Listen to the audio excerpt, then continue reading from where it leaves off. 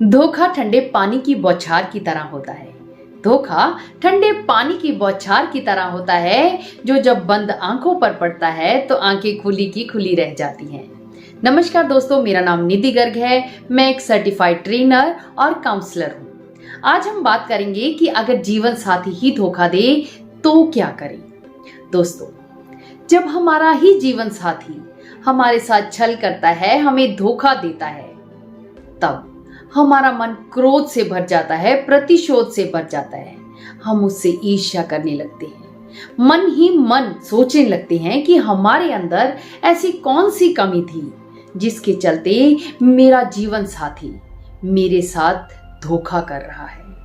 ऐसा सिर्फ इसलिए होता है क्योंकि हमने अपने जीवन साथी के साथ बहुत समय बिताया होता है, उसके ऊपर अपना तन मन धन तक लुटाया होता है।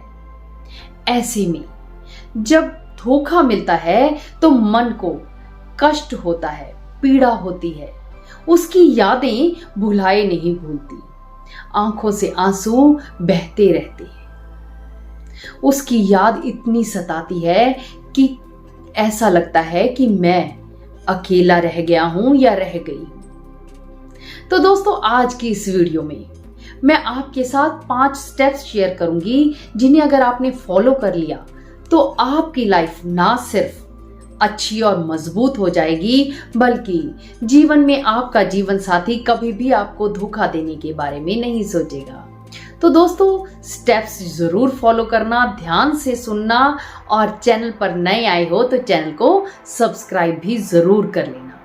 तो चलिए दोस्तों, शुरू करते हैं। सबसे पहला काम जो आपको करना है कि कंफर्म करना है। आप जो सोच रहे हैं क्या वो सही भी है या तो नहीं है, ऐसा आपको कंफर्म करना है। कई बार क्या होता है कि हम कुछ और सोच रहे होते हैं और बात कुछ होती ही नहीं है।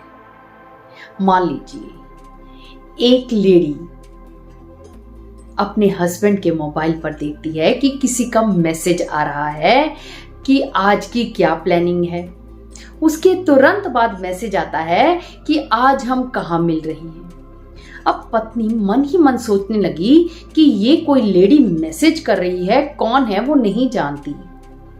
हस्बैंड से उसने पूछा नहीं है और मन ही मन उसने अपने अवधारणा बना ली कि मेरे पति तो मुझे धोखा दे रहे हैं।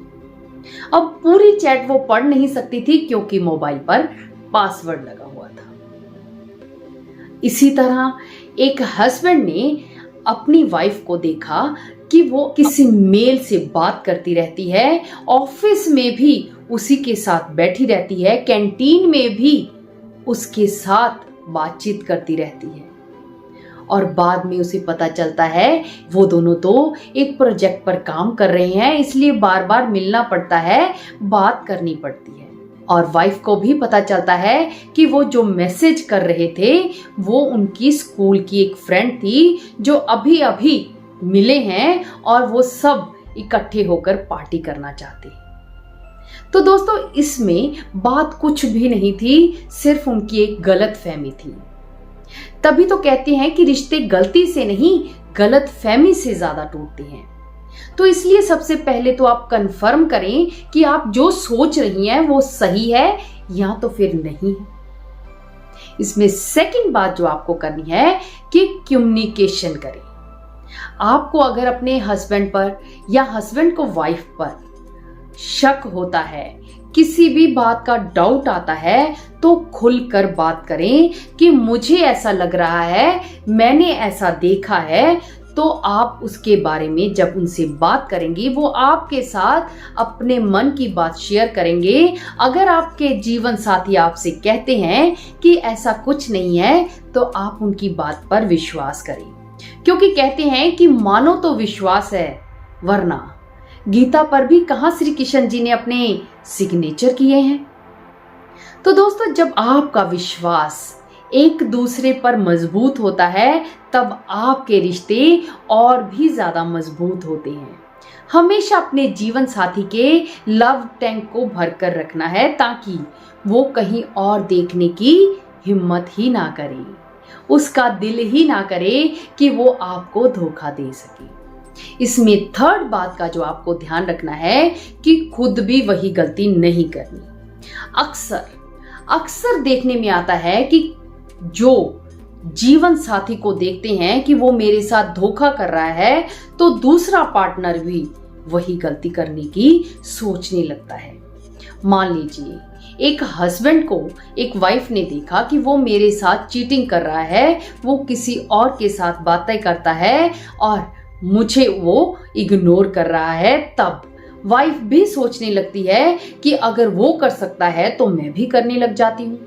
वो भी फेसबुक पर जाती है, अपने मेल फ्रेंड्स को ढूंढती है, उन्हें रिक्वेस्ट भेजती है, उनसे बातचीत करना शुरू कर देती है। ऐसे में दोनों के बीच में रिश्ता खराब हो जाता है। आपको रिश्ता बनाना है, बिगाड़ना नहीं है। इसलिए कभी भी जो गलती एक पार्टनर कर रहा है, उस गलती को आपको नहीं करना है।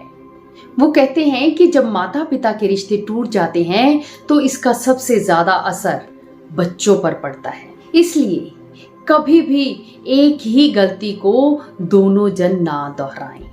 इसमें फोर्थ बात आती है कि लोगों के साथ अपने जीवन साथी की ऐसी सेंसिटिव बातें कभी शेयर ना करें। साथ ही अपने रिश्ते को मजबूत बनाने की कोशिश करें। मान लीजिए आपके जीवन साथी से कोई गलती हो भी गई है और वो अपनी इस गलती के लिए शर्मिंदा है और आपसे माफी भी मांग रहा है, तब अपने रिश्ते को मजबूत बनाएं। लोगों के साथ इस बात को कभी भी शेयर ना करें। अगर आपको किसी समय किसी के साथ शेयर करनी है तो आप किसी अपने बहुत ही करीबी के साथ शेयर कर सकते हैं, या तो फिर आप किसी काउंसलर की मदद भी ले सकते हैं, क्योंकि काउंसलर ना तो आपके रिश्ते का मजाक बनाता है और ना ही वो आपकी बात को किसी और के साथ शेयर करता है। लेकिन जब हम अपने मन की बातें, अपने जीवन साथी की बातें लोगों के साथ शेयर करते हैं, तब लोग उसका तमाशा बना लेते हैं। जीवन में जब भी आप एक दूसरे के करीब आएंगे, तब वो आपको बार बार वही बातें याद दिलाते रहते हैं, क्योंकि लोगों की मेमोरी बहुत तेज होती है। वो ना तो खुद बात को भूलते हैं, ना ही आपको भूलने देते हैं। हमेशा आपके जख्मों पर नमक छिड़कते रहते हैं। इसलिए ऐसी सेंसिटिव बातें कभी भी लोगों के साथ शेयर ना करें। इसमें फिफ्थ बात का जो आपको ध्यान रखना है कि खुद को ही इतना काबिल बना लेना है कि जो आपके साथ धोखा कर रहा है उसे पछतावा हो। मान लीजिए आपको पता भी चल गया है कि आपका जीवन साथी आपको धोखा दे रहा है, या तो फिर वो मान जाता है कि अब मुझे आपके साथ नहीं रहना है, मुझे आप में कमियां दिखाई देती हैं। ऐसे में आपको सशक्त बनना है, खुद को मजबूत बनाना है और जिस कमी के कारण वो आपको छोड़ कर गया है, उस कमी को दूर करना है। अपनी उसी कमजोरी को ताकत बना लेना है। खुद को इतना मजबूत बनाना है कि वो खुद कल को आपको देखने के बाद पछतावा करे कि मैंने ये गलती क्या कर दी। वो कहते हैं कि खुद को इतना काबिल बनाओ कि जो आपको छोड़ कर गया है वो ही आपके काबिल ना रहे। लोगों के लिए प्रेरणा का स्रोत बन जाएं, लोग आपकी मिसाल दें। ऐसा अपने अंदर कॉन्फिडेंस पैदा करें और खुद को मजबूत बना लें, ताकि आपको धोखा देने वाला खुद ही धोखे में आ जाए। आपका जीवन में कुछ कर जाना ही उसके लिए सबसे बड़ी सजा है। वो कहते हैं कि ना अपशब्द बोलना है, ना ईर्ष्या करनी है, बस लोगों के लिए प्रेरणा बन जाना है। दोस्तों, इन सभी बातों को आप फॉलो कीजिए और अपने रिश्तों को मजबूत बनाएं। ऐसा मजबूत बनाएं कि आपका जीवन साथी कभी भी आपको धोखा ना दे सके। आपकी इसके बारे में क्या राय है, मुझे कमेंट करके जरूर बताना। और आप किस टॉपिक पर वीडियो चाहते हैं, वो टॉपिक भी मुझे लिखकर जरूर बताना। वीडियो अच्छी लगी हो तो इसे लाइक और शेयर तो जरूर ही करना। मिलते हैं हम नेक्स्ट वीडियो में। तब तक आपका गृहस्थ जीवन हमेशा खुशियों से भरा रहे, आपके रिश्ते एकदम मजबूत बने रहे। बाय।